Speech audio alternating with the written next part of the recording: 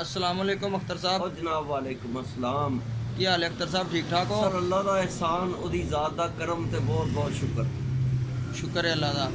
अच्छा अख्तर साहब, जेड़ा ना एक दोस्त है ते जुदा हो गया है, ते जेड़ा ना अज भी ओदी याद च बेचैन असी रहने हैं। बस अपने दिल नूं समझा रहे हैं। कोई इस किस्म का कोई शेर सुनाओ चाहिए ਇਹਦੇ ਤੇ।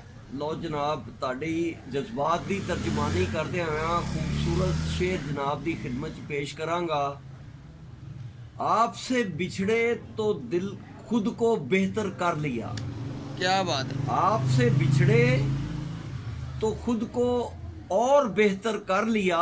क्या बात है। आंख दरिया कर ना पाए, दिल को पत्थर कर लिया। क्या बात है अख्तर साहब, बहुत खूब बहुत खूब।